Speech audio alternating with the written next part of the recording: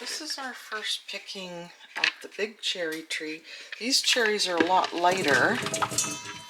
These ones are much, much darker, but this is the third picking on these ones, so you can see the difference between the two trees. So I got the last few little dark cherries off the small tree, and I've got the first picking off the bigger tree.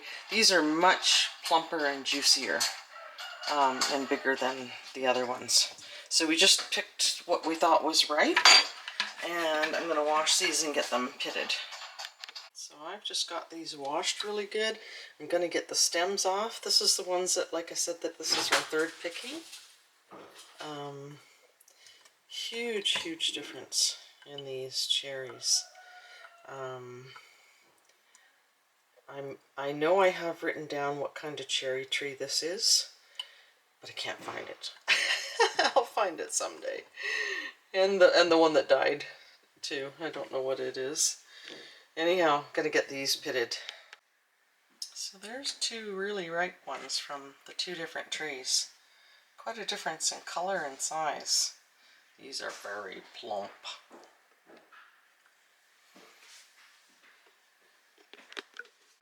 Yeah, we went and got, Chris picked one of these up in town, and it was half price. He couldn't find them, and it was because they were put in the discount bin. I don't know if it'll even work on the little ones.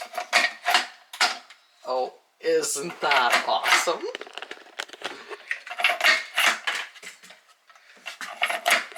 There's a little gasket in there that the pit goes through. Well,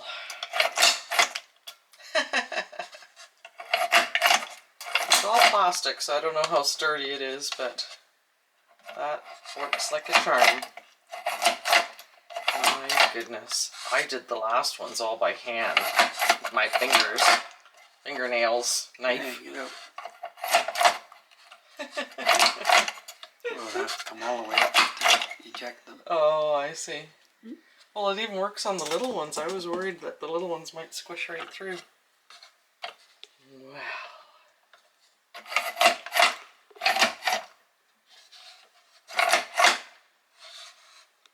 You know.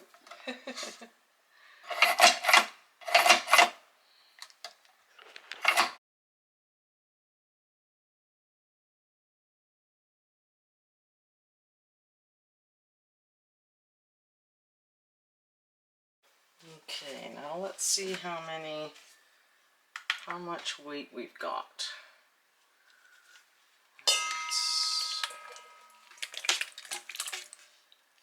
You keep all the juice this way, which is great too. So that's literally 1.5 pounds and 1/2 ounce. I don't know if you can see that. 1.5 pounds and 1/2 ounce. So 1 pound of cherries after they're pitted, which is awesome. And I'm not sure, I think I used to use, see, I always measured my stuff from my bake shop, but I did it in grams. I can't remember. 469 grams. Okay, well that's a small enough amount. I can get these on one layer on the pan to put in the freezer, and I will get that done because my next pie is going to be raspberry because that's my favorite. And then, like I said, you've got the little thing here for the pits. You just toss your pits out and you're done. Okay, Norpro Deluxe Cherry Pitter A++++. I am thrilled. Now, not happy that it's all made of junky plastic crap. If it was made of metal, of course it would last for a few lifetimes. But if these are still in the discount bin, I am going to grab another one. Because you know it's going to break sooner or later. And sometimes you'll just need this part or the gasket. So I'm going to get another one. Awesome.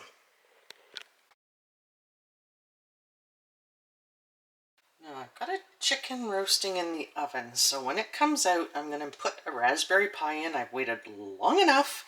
This is last night's raspberries, so I'm going to get these. I washed them really well, and I'm going to get them draining and make a pie. Okay, I'm going and let these drain really well. I'll see how many cups I've got there. The recipe calls for 4 cups, but I might just use a bigger pie shell and then have a bigger pie. Okay, so this, I don't know if you can focus on that. It's basically 6 cups of raspberries instead of 4. So I will just add half again of the sugar and everything else that the recipe calls for. Now this raspberry pie recipe calls for tapioca. So a lot of people used to use the minute tapioca. It gives it, it sets it up nicely. I use tapioca starch. I've always had it in the house until I tried gluten-free stuff, and I find it makes it a nice, not so much texture. I love tapioca, so I don't really care either way, but I use the tapioca starch now. Now I'm mixing my sugar, tapioca starch, salt, and cinnamon all together because you want your dry ingredients mixed really well before you put anything else in. And it calls for butter, so I'm assuming that's dotting the top with butter, so I'll put that on afterwards. And it calls for 1.5 tablespoons of cream. I don't remember that, but I haven't made this in such a long time. So the recipe here, I did the ciphering to get from the recipe to 1.5 times the recipe. So it is 6 cups of raspberries, 2 cups of sugar, which 200 grams a cup, that's 400 grams, 4.5 tablespoons of tapioca starch, 1.5 tablespoons of lemon juice, half a teaspoon of cinnamon, 1/4 teaspoon of salt, 6 teaspoons of butter, and 1.5 tablespoons of cream. Yummy. So now we can toss our raspberries in here. I drained them really well. And I'll add my lemon juice, the 1.5 tablespoons of lemon juice, and then I'll add the cream. I don't know, I guess that's supposed to make it set up nicely. I'm not sure, maybe with the tapioca starch. And then I'll dot the top with the butter. So I've got my cream and lemon juice in there now, and I'm going to just toss all the dried ingredients with the raspberries so it's coated nicely.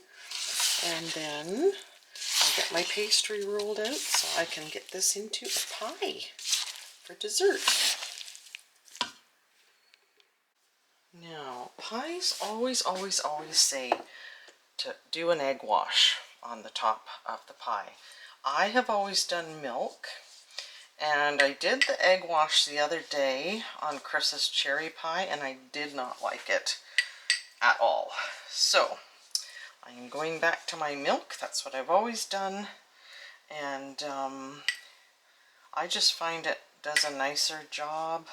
This is whole milk, the store-bought stuff, unfortunately, but that's what I've done. That's what I did in my bake shop, and so that's what I'm doing with this.